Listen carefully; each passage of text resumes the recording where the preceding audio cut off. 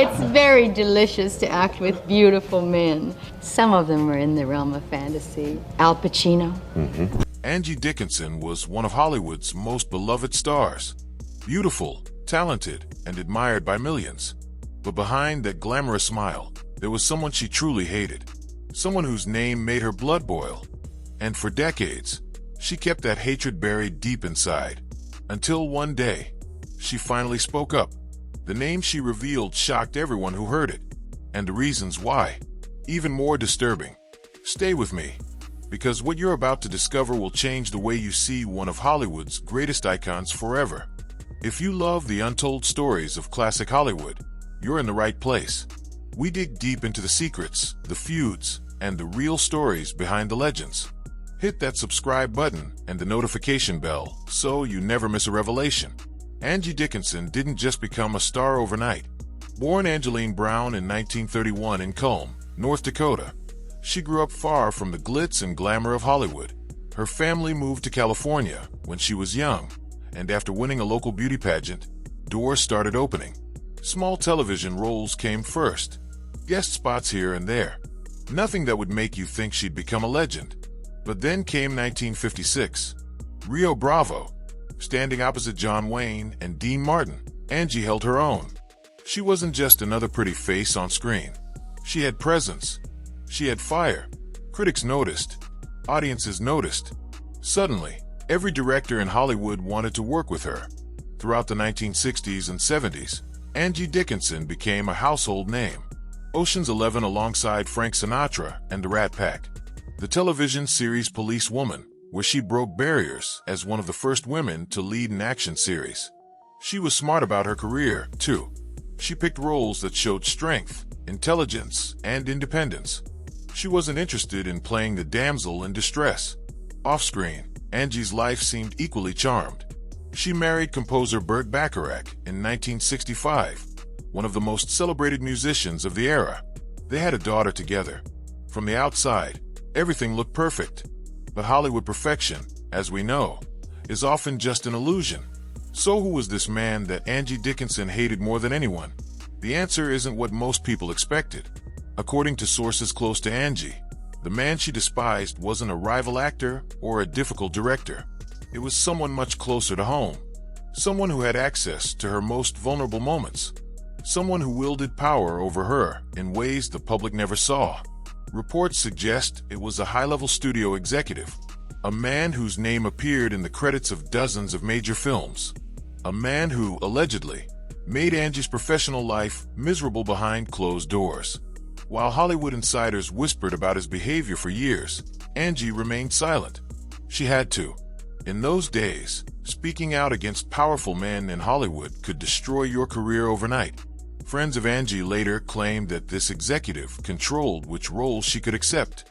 He reportedly blocked her from projects she desperately wanted, and when she tried to push back, the retaliation was swift. Suddenly, offers dried up. Scripts stopped arriving. Her agent received calls warning them to keep Angie in line. But that's not even the most shocking part. In a conversation that allegedly took place in the late 1970s, Angie opened up to a close friend about a specific incident. An incident that made her realize just how much power this man held, and how little she could do about it. According to the friend, who later shared the story with a biographer, Angie had been cast in a major film, a role that could have redefined her career. She'd already done costume fittings. She'd started preparing the character. The trade papers had even announced her involvement. Then, 2 weeks before filming began, she was replaced. No explanation. No phone call. She found out from her agent, who found out from a secretary. Just like that, the role went to another actress. Someone younger. Someone who, rumor has it, was more agreeable to the studio executive's demands. Angie was devastated. Not just because she lost the role, but because of what it represented. She realized that no matter how talented she was, no matter how many hit films she'd made, she was still at the mercy of men who saw actresses as property, commodities to be controlled. She confronted the executive, reportedly. Sources say the meeting was heated. She demanded to know why she'd been fired, and his response. According to those who heard about it later, he simply smiled and said, Because I can. That moment, Angie later told friends, crystallized her hatred. It wasn't about ego or jealousy. It was about injustice, about being silenced and controlled by someone who got away with it because the system protected him. For years after that incident, Angie Dickinson continued working. She appeared in films and television. She smiled at premieres. She gave interviews where she praised her colleagues and talked about how blessed she felt. But people close to her noticed something had changed. She became more guarded. One colleague reportedly said, there was a sadness in her eyes that wasn't there before. During this period, Angie's marriage to Burt Bacharach also began to fall apart. They divorced in 1981 after 16 years of marriage. While both cited the usual reasons, busy careers, growing apart, friends suggested there was more to the story. The stress of dealing with Hollywood's dark side had taken its toll. Angie was fighting battles on multiple fronts, and it was exhausting. She threw herself into Police Woman, which ran from 1974 to 1978. As Sergeant Pepper Anderson, she played a character who didn't take orders from corrupt men, a character who fought back. Some saw it as cathartic for Angie, a way to channel her real-life frustrations into a role that gave her power, at least on screen. But behind the scenes, the hatred remained. Every time she heard the executive's name, her jaw would tighten. Every time she saw him at an industry event, she'd turn the other way. Colleagues noticed. Some asked what was wrong.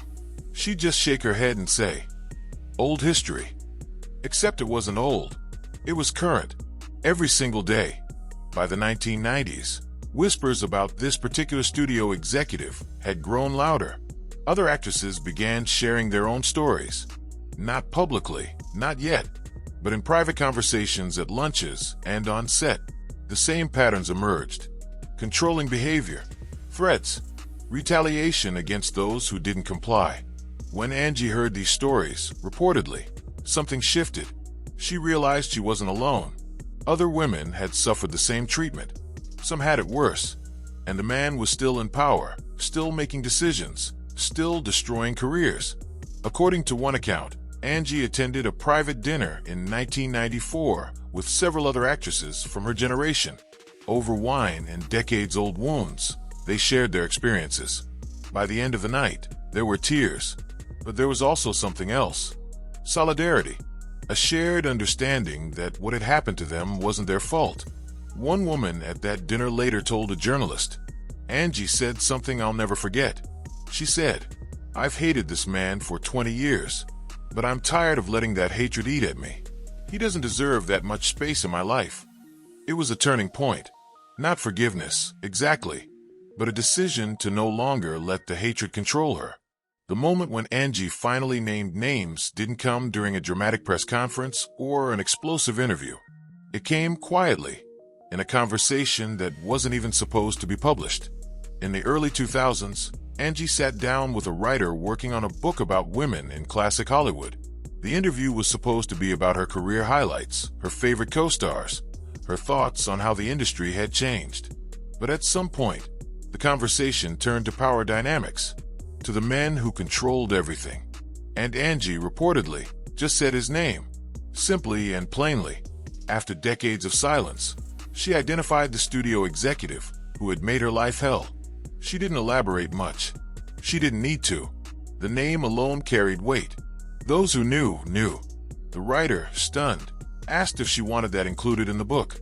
Angie paused, then said, why not? I'm too old to be scared anymore. And he should be remembered for who he really was.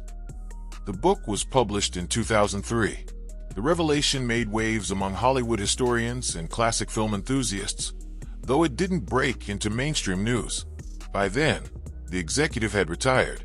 He passed away a few years later. But for Angie, speaking his name out loud was enough. It was liberation. What's remarkable about Angie Dickinson's story isn't just the hatred she carried. It's how she refused to let it define her entire life. Despite everything, she continued to work on her own terms as much as possible. She chose projects that mattered to her. She mentored younger actresses, quietly warning them about the pitfalls of the industry. She became an advocate, in her own subtle way, for women who were trying to navigate Hollywood's treacherous waters. In interviews from her later years, Angie spoke more openly about the challenges she faced, not with bitterness, but with the wisdom of someone who survived. Hollywood can chew you up and spit you out, she said in one 2009 interview. But only if you let it. I decided I wouldn't let it. She also maintained her sense of humor. When asked about the executive years after naming him, she reportedly said with a slight smile, "I've hated people for less, but I've also forgiven people for more. With him, I just chose indifference. That felt better than hate." That ability to move forward, to find peace despite the wounds, is perhaps Angie's greatest legacy. She didn't just survive Hollywood's golden age. She did it with dignity and tact. Angie Dickinson's story reminds us that behind every glamorous Hollywood image, there are real people facing real struggles. The hatred she carried wasn't about being petty or holding grudges.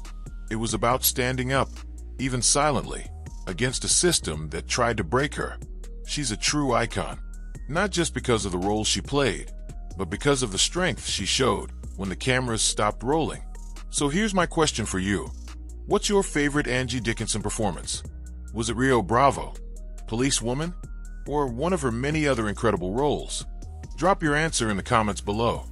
And if you enjoyed this deep dive into Hollywood's untold stories, hit that like button and subscribe. We've got so many more secrets to uncover.